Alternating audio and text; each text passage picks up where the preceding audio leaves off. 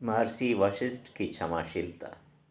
राजा त्रिशंकु के यज्ञ में आमंत्रण के अवसर पर वशिष्ठ पुत्र शक्ति और विश्वामित्र में विवाद हो गया। विश्वामित्र ने शक्ति को शाप दे दिया और उनकी प्रेरणा से रुद्र नामक राक्षस ने शक्ति ऋषि को खा लिया।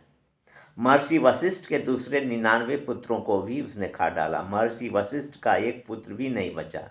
महर्षि वशिष्ठ क्षमा की मूर्ति थे। उनका सिद्धांत था कि अपने किए हुए कर्म का ही फल भोगना पड़ता है। कोई किसी को मार नहीं सकता। यदि कोई मारता है तो वह अपने किए हुए किसी कुकर्म का परिणाम है। इसलिए महर्षि वशिष्ठ ने विश्वामित्र आदि से बदला न लिया, क्षमा कर दिया। किंतु धर्मप्राण लोग वंश के क्षय को नहीं सह पाते, क्योंकि इससे पितरों का कल्याण नहीं होता। इसलिए महर्षि वशिष्ठ बहुत उद्विग्न हो गए। माता अरुंधति के शोक की सीमा न थी। पुत्रवधू अदृश्यंती के दुख का तो कोई आर पार ही न था। उसका तो सर्वस्व ही लूट गया था। इस घोर कष्ट में भी कष्ट पहुंचाने वाले के प्रति क्षमा का भाव रखना बहुत बड़ी मानवता है। महर्षि वशिष्ठ और अरुंधति ने तो प्राणों को ही त्याग देना चाहा। उनके विचार में आया कि वंश क्षय के बाद उनका जीना उचित नहीं है। उनकी इस स्थिति को देखकर पुत्रवधू अपना दुख भूल गई और अपने सास ससुर की संभालने में लग गई। उस स्थिति को देखकर पृथ्वी माता भी रो पड़ी थी। अदृश्यंती के चरण पकड़कर सास ससुर को मनाते हुए कहा, आपके वंश का अभी क्षय नहीं हुआ है, क्योंकि आपका पौत्र मेरे गर्भ में सुरक्षित है।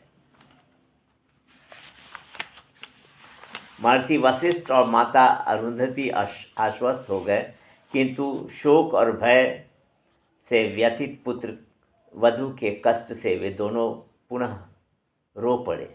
इसी बीच में महर्षि वशिष्ठ के कानों में वेद की ऋचाओं की ध्वनि आने लगी। वह स्वर बहुत स्पष्ट और मधुर था। तब वे सोचने लगे कि वेदों की इन ऋचाओं का शक्ति की तरह कौन उच्चारण कर रहा है। इसी बीच भगवान विष्णु प्रकट हो गए। उन्होंने महर्षि वशिष्ठ को आश्वासन देते हुए कहा, वत्स, तुम्हारे पौत्र के मुख से ये मधुर ऋचाएं निकल रही हैं। तुम्हारा वंश डूबा नहीं है। शोक छोड़ो, तुम्हारा यह पौत्र सदाशिव का भक्त होगा और समस्त कुल को तार देगा। इतना कहकर भगवान विष्णु अंतर्ध्यान हो गए। महर्षि वशिष्ठ के इसी पौत्र का नाम पराशर रखा गया। बालक पराशर ने गर्भ में ही अपने पिता शक्ति द्वारा शिक्षा पाई थी।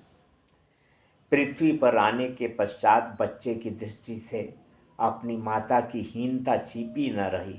उसने पूछा, माँ, तुमने सौभाग्य सूचक आभूषण अपने शरीर से क्यों हटा रखे हैं? माता अपना दुख सुनाकर पुत्र के कोमल हृदय को दुखाना नहीं चाहती थी। वह चुप रह गई।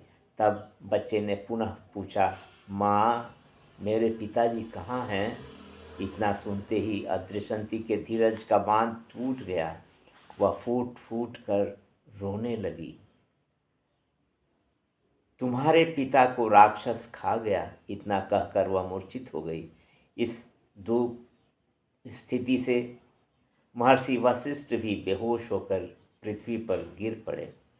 यह करुण दृश्य तेजस्वी बच्चे से सहा न गया, जिस कारण से उसके बूढ़े दादा एवं दादी तथा माता मूर्छित हो जाएं। उस कारण पर बच्चे को क्रोधित होना स्वाभाविक था। वह आश्रमवासियों से सब समाचार सुनकर सारे विश्व को ही जला देने के लिए उद्यत हो गया। पराशर ने भगवान शंकर की अर्चना कर शक्ति प्राप्त कर ली और जब पराशर विश्व संहार की योजना बनाने लगे, तब महर्षि वशिष्ठ ने समझाया, वत्स, तुम्हारा यह क्रोध अत्युक्त नहीं है, किंतु विश्व के विनाश की योजना सही नहीं है।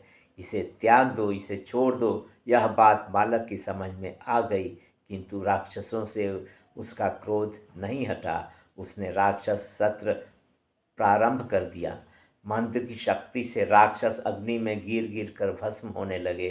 तब महर्षि वशिष्ठ ने पराशर को पुनः समझाया, बेटा, अधिक क्रोध मत करो, इसे छोड़ दो। कोई किसी को हानि नहीं पहुंचा सकता, अपने किए के अनुसार ही हानि प्राप्त होती है। अतः किसी पर क्रोध करना अच्छा नहीं है।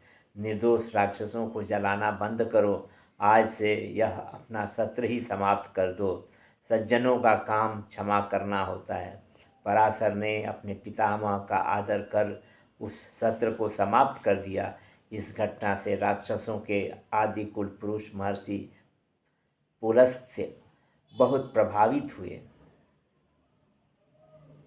और उस स्थल पर प्रकट हुए। उन्होंने पराशर से कहा, बेटा, क्षमा ग्रहण कर तुमने वैर को भी बुला दिया है। यह तुम्हारे कुल के अनुरूप ही है।